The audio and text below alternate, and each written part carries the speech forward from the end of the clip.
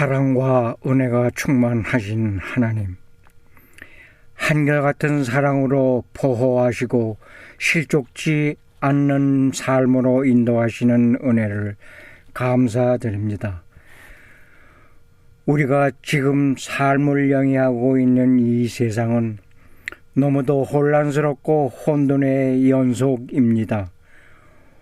옳고 그름의 가치체계가 전도되어 어느 집단을 막론하고 구성원 간의 다름을 인정하기보다 자신의 주의 주장만이 최우선인 모습만으로 관계를 이어만 갑니다.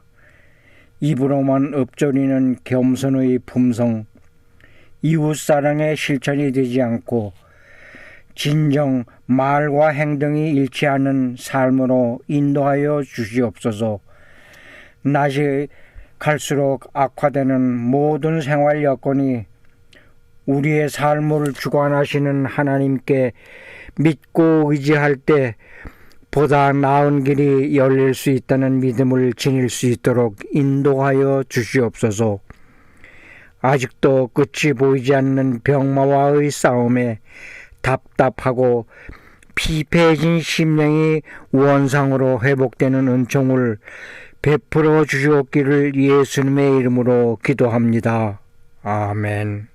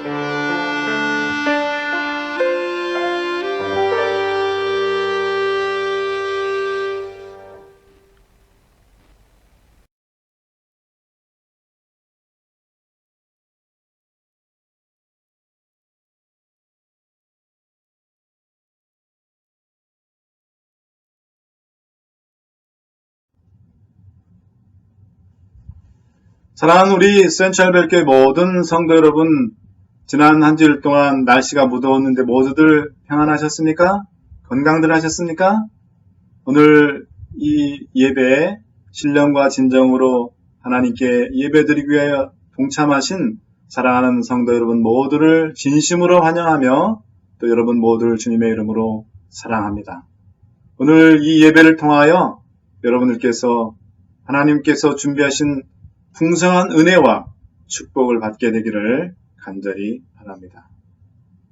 우리 다 같이 하나님의 말씀 베드로후서 1장 4절로 7절에 있는 말씀을 함께 보도록 하겠습니다. 이로써 그 보배롭고 지극히 큰 약속을 우리에게 주사 이 약속으로 말미암아 너희로 정욕을 인하여 세상에서 썩어질 것을 피하려 신의 성품에 참여하는 자가 되게 하려 하셨으니 이러므로 너희가 더욱 힘써 너희 믿음의 덕의 지식을, 지식의 절제를, 절제의 인내를, 인내의 경건을, 경건의 형제우애를, 형제우애의 사랑을 공급하라. 오늘 안식일을 시작으로 본문 베드로서 1장 4절부터 7절에 나오는 8가지 신앙의 덕목들을 이제 하나씩 매주마다 설교를 하도록 하겠습니다. 사도 베드로는 오늘 본문에서 사랑하는 성도들에게 8가지 신앙의 덕목을 제시하고 있습니다. 믿음, 덕, 지식, 절제, 인내, 경건, 형제우애, 사랑, 이 8가지 덕목입니다. 영감의 글 사도행적 529쪽은 이 8가지를 가리켜 구원에 이르는 그리스도인 향상의 사다리라고 지칭을 하고 있습니다. 하나님께서는 우리 모두가 영적으로 최고의 수준에 도달하기를 원하십니다. 하나님께서는 우리가 성령의 능력을 구하며 영적 진보를 위한 이 8가지의 사다리를 하나씩 올라가 마침내 최고봉에 도달함으로써 하나님께 영광을 돌리게 되기를 원하시고 계십니다.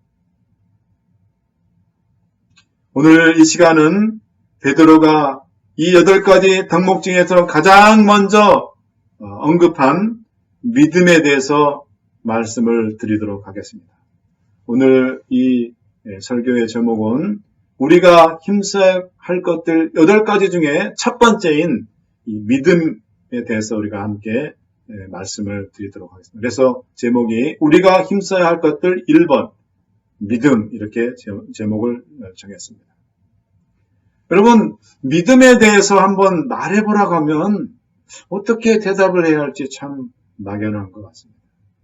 이 시간 저는 성경을 통해서 우리는 무엇을 믿어야 하는지 또 어떻게 해야 우리의 믿음이 자라는지 또 믿었을 때 하나님께서 우리에게 약속하신 축복은 무엇인지 이 3가지 질문에 대해서 성경적으로 그 답을 찾아봄으로써 말씀의 은혜를 나누기를 원합니다. 먼저 가장 그 첫 번째 질문이 기본적인 질문인 우리는 무엇을 믿어야 하는가 하는 질문에 대한 대답입니다. 그럼 쉽게 대답을 할 수 있을 것 같지만 막상 무엇을 믿는지 물어보면 정말 오랫동안 신앙생활을 했어도 정말 뭐라고 대답을 해야 할지 난감할 때가 많습니다. 우리가 함께 하나님의 그 말씀, 성경을 통하여 그 해답을 찾아보도록 하겠습니다.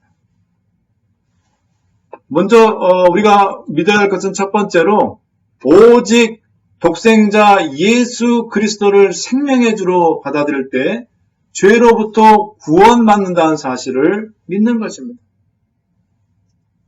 요한복음 3장 16절은 이렇게 말하고 있습니다. 하나님이 세상을 이처럼 사랑하사 독생자를 주셨으니 이는 저를 믿는 자마다 멸망치 않고 영생을 얻게 하려 하심이라. 사도행전 16장 31절은 가로되 주 예수를 믿으라. 그리하면 너와 내 집이 구원을 얻으리라. 사랑하는 여러분, 우리의 믿음의 첫 번째 요소는 바로 예수 그리스도를 우리가 믿음으로 생명의 주로 우리가 받아들일 때에 죄로부터 구원받는다는 사실을 믿는 것입니다. 이것이 바로 믿음의 첫 번째, 제일 가장 중요한 핵심 내용인 것입니다. 이제 두 번째로는 우리가 무엇을 믿어야 합니까? 그것은 다름이 아니라 오직 예수 그리스도의 이름을 믿을 때에 하나님을 아버지로 부를 수 있는 자녀가 된다는 사실을 믿습니다. 예수 그리스도의 이름을 믿는다는 것은 예수 그리스도의 이름을 부르는 자는, 예수 그리스도의 이름을 부르는 자는 구원을 받는 것입니다. 하나님의 자녀, 아버지라고 하나님을 부를 수 있는 하나님의 자녀가 되는 것입니다. 요한복음 1장 12절 저 유명한 말씀에는 이렇게 기록되어 있습니다. 영접하는 자 곧 그 이름을 믿는 자들에게는 하나님의 무엇이 되는 권세를 주셨다 그러니까 하나님의 자녀가 되는 권세를 주셨다고 말씀하고 있습니다. 여러분, 우리가 믿는 그 세 번째 것은 무엇일까요? 예수 그리스도께서 돌아가신 지 3일 만에 부활하셨음을 믿고 아울러 그 부활하신 주님께서 우리 또한 부활시켜 주실 것을 믿습니다. 바로 부활을 믿는 것입니다. 요한복음 11장 25절 26절 예수께서 가라사대 나는 부활이요 생명이니 나를 믿는 자는 죽어도 살겠고 무릇 살아서 나를 믿는 자는 영원히 죽지 아니하리니 이것을 내가 믿느냐? 여러분, 오늘 예수님께서는 부활에 대해서 굉장히 중요한 어떤 사실을 우리에게 가르쳐 주고 있습니다. 그건 바로 부활, 그 부활과 믿음의 관계를 주님께서 굉장히 중요하게 언급하고 있다. 여러분, 25절에 나를 믿는 자는 죽어도 살겠다 했습니다. 첫 번째, 예수님의 부활을 믿는 자는 죽어도 살겠다는 거예요. 그 다음에 또 무로 살아서 나를 믿는 자는 영원히 죽지 아니하리라. 이것을 내가 믿느냐. 첫 번째는 예수 그리스도를 신실히 믿다가 죽은 그런 하나님의 백성들이 특별히 예수님의 부활을 믿고 죽었다면 바로 뭐예요? 다시 살겠고 다시 생명으로 부활한다는 것을 주님께서 약속해 주고 계십니다. 그 다음에 26절에 나를 믿는 자, 살아서 나를 믿는 자는 영원히 죽지 아니한다. 이것은 바로 뭐예요? 예수 그리스도께서 재림하실 때 살아서 예수 그리스도의 재림을 맞는 하나님의 신실한 백성들, 그들은 죽지 않고 예수님의 재림을 맞는다. 이것을 내가 믿느냐? 그거를 지금 주님께서 우리에게 말씀하고 있습니다. 그래서 부활과 믿음은 상당히 중요한 그런 인과관계를 뗄래야 뗄 수 없는 불가분의 관계를 가지고 있다는 것입니다. 또 골로새서 2장 12절에 정말 이 바울이 너무너무 중요한 귀한 진리를 부활과 침례를 연결시켜서 얘기를 하고 있습니다. 침례와 부활의 깊은 연관을 설명하는 유명한 성경절이 이 성경절 말고 또 로마서 6장 1절부터 6절에 있는 말씀이 바로 침례와 부활의 관계를 잘 설명을 하고 있죠. 이 골로새 2장 12절도 이런 귀한 말씀이 있습니다. 부활과 관계에서 침례와 너희가 침례로 그리스도와 함께 장사한 바 되고 또 죽은 자 가운데서 그를 일으키신 하나님의 역사를 믿음으로 말미암아 그 안에서 함께 일으키심을 받았느니라. 사랑하는 여러분, 우리가 침례를 받기 위해서 물로 들어가고 그 다음에 침례 중에 물속에 잠기는 그런 순간이 있잖아요. 그것은 바로 뭐냐면 우리가 우리의 모든 죄들을 물속에 완전히 장사 지낸다는 것을 얘기합니다. 그럼 다시 물 가운데 일어나는 건 뭘 뜻하느냐? 그건 바로 예수님께서 무덤에 들어가셔서 3일 동안 계시다가 3일 만에 부활하신 것처럼 우리가 완전히 물속에 우리의 모든 죄들을 장사 지내고 예수 그리스도의 부활하신 그 능력을 힘입어서 다시 하나님의 아들과 딸로 거듭나고 새롭게 새로운 주 안에서의 새 생명으로 태어나는 것을 의미를 하는 것입니다. 사랑하는 여러분, 우리의 믿음에 있어서 굉장히 중요한 것이 바로 뭐냐면 이 부활에 대한 믿음이에요. 그 다음에 이제 네 번째, 우리의 믿음은 또 무엇이 있느냐? 성경의 약속들은, 여러분, 성경의 약속이에요. 사람의 약속이 아닙니다. 저 성경은 누구의 말씀입니까? 하나님의 말씀이에요. 그러니까 하나님의 약속대로 주께서 당신의 백성들을 데리러 이 땅에 재림하실 것을 믿습니다. 우리의 믿음의 네 번째 요소는 바로 뭐예요? 예수 그리스도의 재림이죠. 요한복음 14장 1절로 3절에 보면 우리가 잘 아는 말씀이죠. 요한복음 14장 1절로 3절에 있는 말씀입니다. 너희는 마음에 근심하지 말라. 하나님을 믿으니 또 나를 믿어라. 내 아버지 집에 거할 곳이 많도다. 그렇지 않으면 너희에게 일렀으리라. 내가 너희를 위하여 처소를 예비하러 가노니 가서 너희를 위하여 처소를 예비하면 내가 다시 와서 너희를 내게로 영접하여 나 있는 곳에 너희도 있게 하리라. 사랑하는 여러분, 오늘 이 말씀은 재림의 약속이잖아요. 근데 이 재림과 또 믿음을 또 예수님께서 연결시켰다는 거예요. 하나님을 믿으니 또 나를 믿어. 하나님을 믿고 나를 믿으면서 이 재림이 분명히 있을 것을 믿으라는 것입니다. 그게 바로 예수님께서 우리에게 호소하시는 거예요.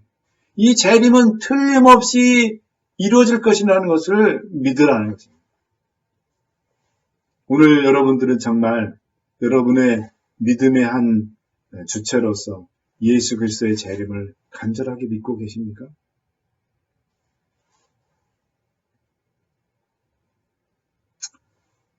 또 이제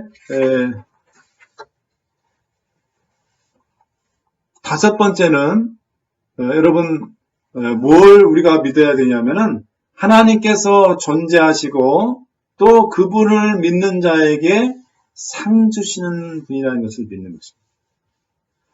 히브리서 11장 6절입니다. 믿음이 없이는 기쁘시게 못하나니 하나님께 나아간 자는 반드시 그가 계신 것과 또한 그가 자기를 찾는 자들에게 상 주시는 이심을 믿어야 할지요. 여러분 이 말씀에 히브리서 11장 6절에 처음과 끝은 믿음으로 시작해서 뭐로 끝납니까? 믿음으로 끝납니다. 믿음이 없이는 믿어야 할지요. 히브리서 11장 6절의 알파 오메가는 믿음이에요. 믿음. 무엇을 믿느냐? 하나님이 계신 것. 그러니까 하나님께서 살아 존재하시는 그런 하나님이시라는 것을 믿는 거예요. 그리고 두 번째로는 하나님께서는 자기를 간절하게 찾고 부르는 자들에게는 반드시 뭡니까? 외면하거나 모른 채 하시는 분이 아니라 반드시 그런 하나님의 백성들에게 상 주시는 분이라는 것을 믿어야 하죠. 사랑하는 여러분, 우리가 만일 하나님이 살아계신 하나님의 것을 믿지 않는다면 우리의 신앙은 아무 의미가 없습니다. 사랑하는 여러분, 여러분들의 마음 가운데 나는 여러분이 믿는 그 하나님은 정말 과연 살아계신 그런 하나님이십니까? 졸거나 주무시는 그런 하나님이십니까?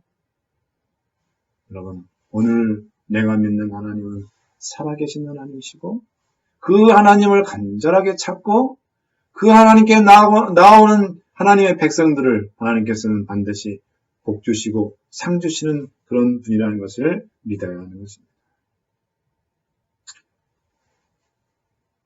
자, 이제 그럼 어떻게 해야 우리의 믿음을 그러면 자라나게 할 수 있습니까?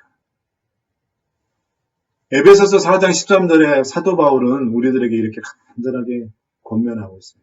우리가 다 하나님의 아들을 믿는 것과 아는 일에 하나가 되어 온전한 사람을 이루어 그리스도의 장성한 분량이 충만한 데까지라.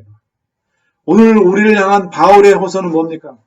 하나님의 아들을 믿는 일과 아는 일에 우리가 정말 하나가 되어서 그 믿는 일과 아는 일이 그리스도의 장성한 분량, 그렇게 되라는 그런 호소의 얘기를 하고 있습니다. 주님께서는 우리가 어린 아이와 같은 믿음의 수준의 그런 아주 얕은 그런 수준에 있지 않고 장성한 그런 어른처럼 성숙하고 또 풍성한 열매를 맺는 그런 믿음의 진보를 보이기를 원하십니다. 여러분, 그렇다면 우리가 어떻게 장성한 믿음의 거인이 될 수 있습니까? 장성한 믿음의 거인이 되려면 어떻게 해야 됩니까?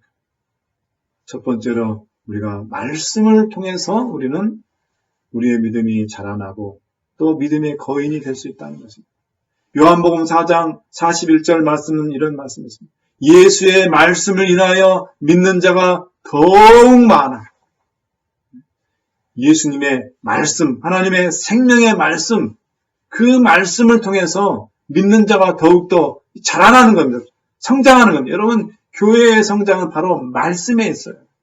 교회가 부흥하는 것은 하나님의 말씀에 있습니다. 모든 성도들이 하나님의 말씀을 깊이 묵상하고 연구하고 그 말씀을 외우고 그 말씀에 따라 살고 실천하고 순종하는 그런 하나님의 백성들이, 교우들이 많을 때 그 교회는 뭐겠습니까? 말씀에 인하여 믿는 자가 더 많다. 다른 거 프로그램 어디 가고 어떻게 하고 해야 그거는 일시적입니다. 우리 성도들을 영적으로, 내적으로, 또 외적으로 교회를 성장시키는 일은 바로 하나님의 말씀. 말씀을 인하여 믿는 자가 더욱 많다 그랬어요. 이제 두 번째로 로마서 10장 17절을 보겠습니다. 그러므로 믿음은 들음에서 나며, 믿음은 어디서 나온다고요? 들음에서 나오겠어요. 그럼 뭘 들어야 되느냐? 들음은 그리스도의 말씀으로 말미암으라. 이 얘기를 논리적으로 얘기하면 믿음은 결국 어디서 나온다는 겁니까? 그리스도의 말씀에서 나온다. 그리스도의 말씀을 통해서 우리의 믿음이 자라고 믿음이 생기고 그 믿음이 계속 자라나는 것입니다. 디모데후서 3장 15절 보겠습니다. 또 내가 어려서부터 성경을 알았나니 성경은 능히 너로 하여금 그리스도 예수 안에 있는 믿음으로 말미암아 구원에 이르는 지혜가 있다. 여러분, 우리가 하나님의 말씀을 읽고 연구하면 그 속에서 구원에 이르는 지혜를 얻을 수가 있어요. 구원에 이르는 지혜를 알게 되면 우리의 믿음이 불타오르고 부흥을 경험하고 우리의 믿음이 자라나고 성장하는 그런 경험을 하게 되는 것입니다.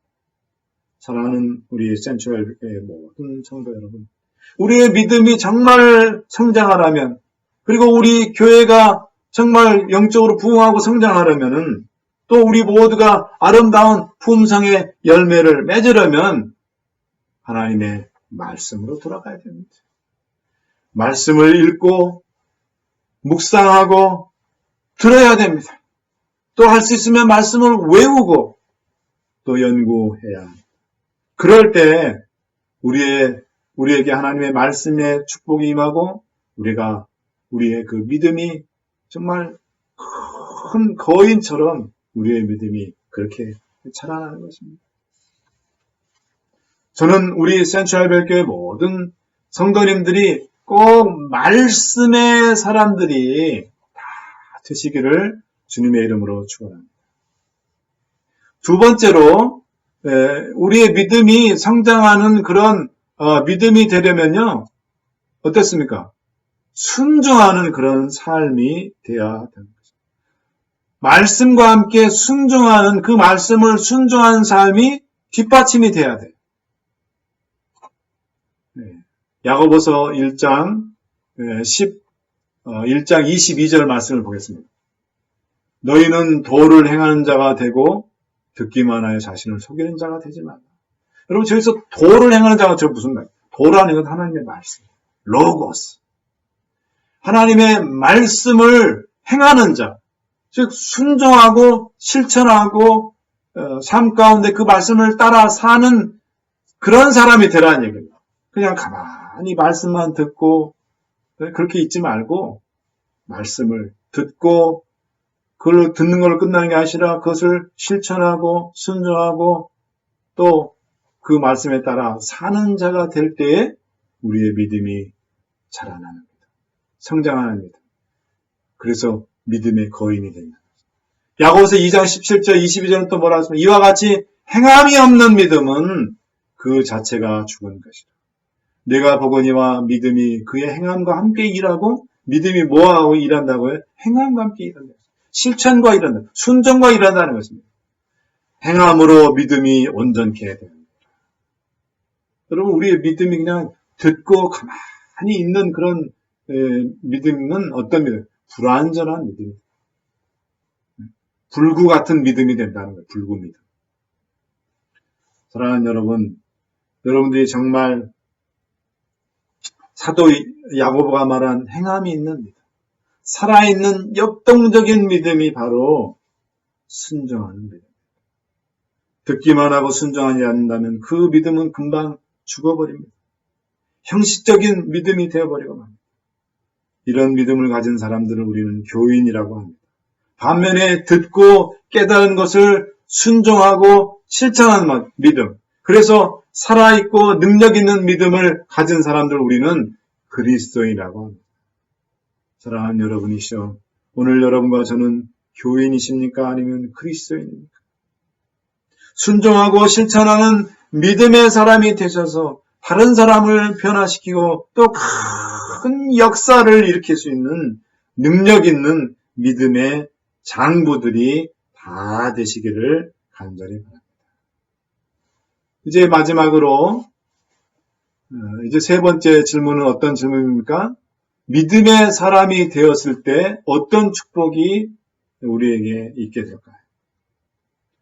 자, 이제 이 믿음의 사람이 됐을 때 오는 하나님께서 우리에게 주신 축복을 하나씩 살펴보도록 하겠습니다. 첫 번째는 그리스도의 의의 축복을 우리가 받는다.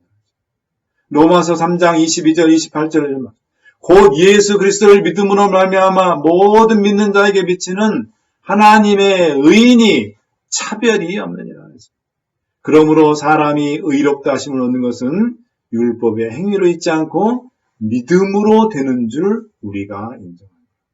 우리가 예수 그리스도, 아까 제가 서두에 우리가 무엇을 믿느냐 했던 5가지, 그것을 우리가 믿을 때, 믿음으로 그렇게 그 모든 사실을 우리가 받아들이고 믿을 때 주님께서 우리에게 뭘 주신다고요?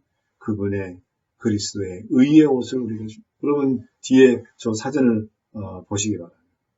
저 옆에 사진을 보십시오. 여러분 누더기 같은 저 옷 위에 하얀 그리스도의 의의 옷을 입혀주는 거예요. 저걸 입혀주신 의라고. 사랑하는 여러분, 정말 여러분들이 진정한 믿음의 사람이 될 때 주님께서는 여러분들을 의롭다고 이렇게 인정해 줍니다. 아브라함이 순종할 때 하나님께서 그를 의롭다고 여기셨다 그랬잖아요.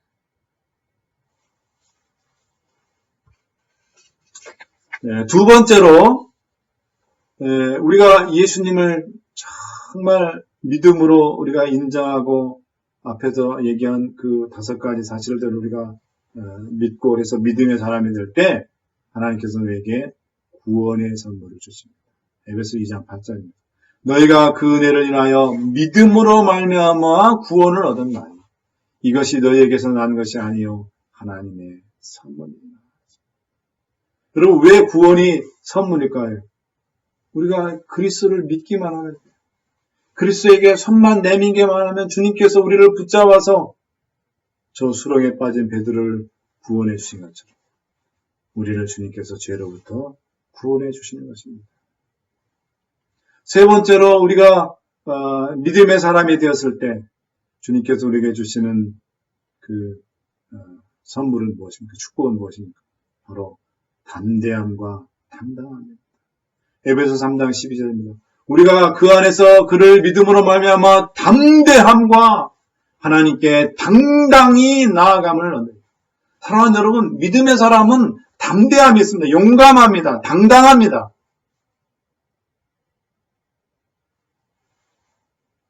사랑하는 여러분, 여러분들이 정말 담대한 사람, 하나님 앞에 당당하게 세상을 두려워하는 것이 아니라 하나님의 사람으로서, 믿음의 사람으로서 담대하게 나아갈 수 있는 그런 믿음의 장부들이 되시기를 간절히 바랍니다. 이제 마지막으로 우리가 믿음의 사람이 됐을 때 하나님께서 우리에게 어떤 축복을 주세요?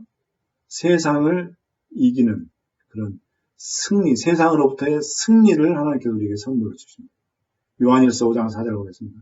대저 하나님께로서 난 자마다 세상을 이기니라. 아멘. 세상을 이긴 이김은 이것이니 바로 우리의 믿음이니라. 그 옆에 사진 한번 보십시오. 세상을 이기는 승리는 우리의 믿음입니다. 우리가 위너가 될 수 있는 것은 바로 뭐예요? 주님을 꼭 붙들고 정말 우리가 주님과 함께 담대하게 나갈 때 주님께서 우리에게 승리를 주시는 것입니다. 제가 한번 말씀도 드린 적이 있는데요. 믿음으로 세상을 이긴 재림 청년 한지만 군에서 여러분이 좀 아세요. 왼쪽에 있는 사진이 한지만 군이고요. 오른쪽이 부모님과 찍은 사진인데, 자, 저 청년이 공부를 열심히 해서 경북대학교 의학전문대학, 의사가 되려고 일반 대학을 졸업하고 메디칼 스쿨, 경북대학교 메디칼 스쿨을 들어간 거예요. 의학 전문대학을 들어갔습니다.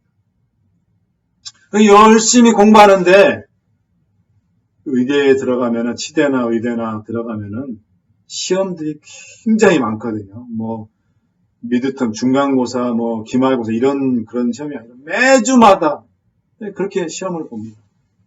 굉장히 많은 그런 퀴즈도 있고 정식 시험도 있고 그렇습니다. 그런데 이 지만 청년이 이 경북대학 의대 대학원을 의과대학 의사가 돼서 훌륭한 의사가 되려고 들어갔는데 시험이 교수들이 다 시험을 안식일에 다 보는 거예요. 토요일에 시험을 보게 다 만드는 겁니다. 그런데 이 청년이 어떻습니까? 신실한 하나님의 재림 청년이에요. 이 청년이 나는 안식일에 절대로 시험을 볼 수 없다. 왜? 금요일 날 해지면서부터 안식일 토요일 날 해질 때까지가 온전히 그날이 하나님께서 구별하신 안식일인데 내가 어떻게 그 안식일에 시험을 칠 수 있겠나? 그 시험을 안 쳤어요. 그래서 다 F를 맞았어요. F. 그래서 학교에서 유급을 시켰습니다. 그런데 여러분 중요한 거는 토요일 날 교수들이 시험을 치도록 그렇게 배정을 했을 때 시간을 그렇게 했을 때 이 한지만 군이 가만히 있었던 게 아니에요. 그 토요일에 있는 시험 그 과목의 교수를 찾아가서 교수님 저는 제 신앙의 양심, 신앙의 신념이 이 안식일에는 이게 하나님의 날이기 때문에 내가 이날 시험을 봐서는 안 되고 나는 이날 예배를 드리고 하나님께 찬양하고 이날 하나님께서 쉬라고 하셨기 때문에 아무것도 하지 않고 예배 드리고 쉬는 날입니다. 그렇기 때문에 나는 이 시험을 칠 수 없으니 대신 토요일 아니고 다른 날, 일요일이나 뭐 주중에 어떤 날 하루 시험을 치게 해주시면 너무 감사하겠습니다. 여러 번 호소를 하고 교수님들에게 과목 교수님들 이야기를 했어요. 그런데 교수들이 얘기했으면 특별히 이 의과대학 교수들이 자존심도 세고 또 굉장히 그 고집들이 세고 아주 그런 사람들 있잖아요. 근데 그 얘기를 했는데 택도 없는 거예요. 듣지를 않는 겁니다. 자네의 신앙은 이해하지만 그러나 자네가 이 대학에 들어오면 이 대학의 룰과 규정칙을 따라야지 왜 그렇게 고집피나? 그럼 또 오히려 핀잔을 주고 또 비웃고 그랬습니다. 지만건 신앙이 밥 먹여주나? 뭐 이렇게 또 얘기하고, 신앙이 학점을 주나? 이렇게 얘기를 했습니다. 그래도 이 지만 형제가 어땠습니까? 타협하지 않고 끝까지 안식일날 시험을 보지 않았습니다. 그래서 결국은 어땠습니까? 유급을 당했습니다. 그래서 어디 호소할 데도 없고 더 이상 교수들이 얘기해봐야 교수들이 더 이상 안 듣기 때문에 그래서 법에 호소를 했습니다. 학교를 상대로 소송을 했습니다. 경북대학교 의학전문대학원을 상대로 소송을 걸었습니다. 1심에서는 패소를 했습니다. 근데 다시 상고를 해서 2심에서 이겼어요. 근데 다시 뭡니까? 의학전문대학원 측에서 또 가만히 있나요? 다시 항소를 해가지고 마지막 최종 대법원에서 판결이 나가지고 학교 측이 속히 이 한지만 형제의 그 입장을 헤아려주고 다른 날 시험을 치도록 그렇게 했습니다. 저 일이 있을 때 한국에서 저도 얘기를 듣고 이 형제를 위해서 많이 기도했습니다. 이 공판날 선고를 앞두고 제가 굉장히 많이 이 형제를 위해서 기도했습니다.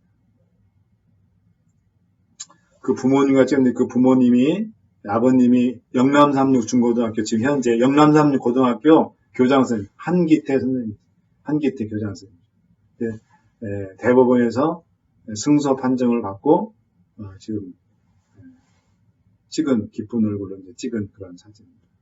근데 한지만 군이 이렇게 간증을 했습니다. 내가 정말 그 힘든 그 공판 그 재판을 견딜 수 있었던 것은 모태로부터 부모님으로부터 배운 그 신앙, 그 믿음으로 그 모든 하나님께서는 나와 함께 하시고 또 나를 틀림없이 도와주실 것이라는 그런 믿음이 저 지만군에게 있었다는 거죠. 그래서 그 모든 힘들고 교수들 비웃고 네가 학교 측을 상대로 해서 소송을 걸 수가 있어? 교수들을 스승을 대상으로 해서 고소를 할 수가 있어. 그러면서 온갖 그런 회의와 또 압박과 그런 것도 있음에도 불구하고 그 모든 것들을 나 말고 내 이후에 오는 내 후배들이 또 이런 경우를 당하지 않도록 그렇게 하나님의 믿음으로 붙들고 그가 이 재판을 나아갈 때 하나님께서 승리를 그에게 가르쳐 주셨다. 세상을 이길 수 있는 승리를, 능력을 이 지만군에게 주시고 오히려 이 일을 통하여서 하나님께 영광을 돌릴 수 있는 그런 귀한 하나님의 아들이 됐다는 것입니다. 사랑하는 여러분, 오늘 저는 베드로후서 1장 4절로 7절에 있는 말씀을 통하여 신앙의 8가지 덕목 중에 첫 번째인 믿음에 대해서 살펴보았습니다. 우리가 무엇을 믿어야 할지, 그리고 우리의 믿음이 정말 성장하는 그런 믿음이 되려면 어떻게 해야 될지, 또 우리가 믿음의 사람이 되었을 때 하나님께서 주시는 축복들에 대해서 함께 살펴보았습니다. 사랑하는 여러분, 저는 이제 말씀을 마치면서 사도 바울이 데살로니가 교인들한테 들려준 칭찬을 소개를 하기를 원합니다. 데살로니가전서 1장 8절을 말씀합니다. 주의 말씀이 너희에게로부터 마게도냐와 아가에만 들릴 뿐만 아니라 하나님을 향하는 너희 믿음의 소문이 각처에 퍼짐으로 우리는 아무 말도 할 것이 없노라 했습니다. 데살로니가 교인들이 믿음의 사람들이 다 되어서 그들이 살아있는 믿음 또 순종하는 그런 믿음의 삶을 살 때에 그들의 삶 가운데 놀라운 하나님의 역사가, 능력의 역사가 일어나게 되고 그 모든 소문들이 바울에게 들려와서 바울이 사랑하는 데살로니가 교인들에게 나는 너희들에게 더 이상 어떤 말도 전할 그런 필요가 없을 정도로 그렇게 그런 소문들을 내가 들었다라고 칭찬하고 있습니다. 사랑하는 여러분, 이런 소문을 오늘 저는 사랑하는 우리 센츄얼벨교회 모든 성도 여러분들로부터 듣기를 원합니다. 여러분들이 정말 믿음의 사람, 순종하는 믿음, 능력 있는 믿음을 통하여 하나님께서 어떻게 역사하시는지 그 소문을 여러분들한테 꼭 듣기를 간절히 바랍니다. 이제 저는 바울이 사랑하는 동역자 디모데에게 한 호소를 통해서 여러분들에게 호소하고 말씀을 마치고자 합니다. 디모데전서 6장 12절 말씀입니다. 믿음의 선한 싸움을 싸우라. 영생을 취하라. 이를 위하여 내가 부르심을 입었고 많은 증인 앞에서 선한 증거를 증거하였다. 사랑하는 주연천교회 성도 여러분, 믿음의 선한 싸움을 싸우시기 바랍니다. 주님께서 여러분들에게 승리를 주시고 놀라운 믿음의 역사를 허락하실 줄 믿습니다. 감사합니다.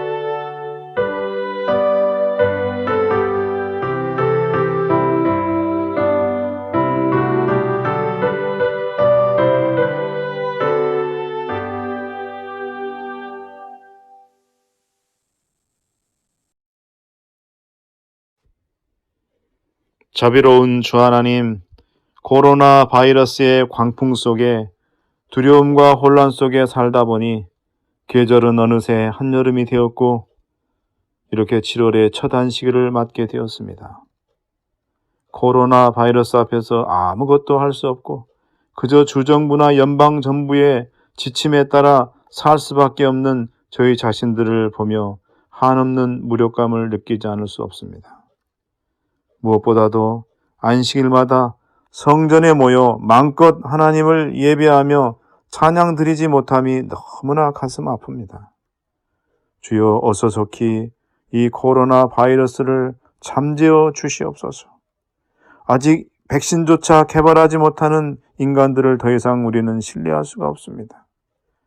우리를 붙드시고 지키실 분은 오직 전능하신 하나님밖에 없다는 것을 저희들 잘 알고 있습니다. 그 하나님을 믿음으로 굳게 의지하고 이 어려운 시간들을 잘 견디어 나갈 수 있게 도와주시옵소서. 우리 모두가 믿음의 사람이 다 되어서 주의 큰 역사를 이루게 하옵소서.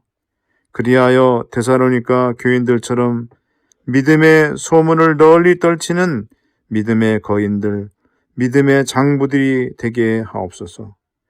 질병과 또 삶의 여러 문제들과 싸우고 있는 주의 백성들을 기억하시고 아픈 성도들에게는 치유의 은총을 베푸셔서 속히 건강을 되찾고 또 어려운 일들로 힘들어하는 성도들에게는 능력과 도움을 주셔서 모든 것들이 잘 해결되게 하옵소서. 이제는 아버지 하나님의 크신 은혜와 예수 그리스도의 한량없는 사랑과 성령 하나님의 감동 감화심이 이 예배에 동참한 주의 사랑하는 백성들 모두 위에 이제로부터 영원히 함께하여 주시기를 곧 오실 예수 그리스도의 귀하신 이름으로 기도하옵나이다. 아멘.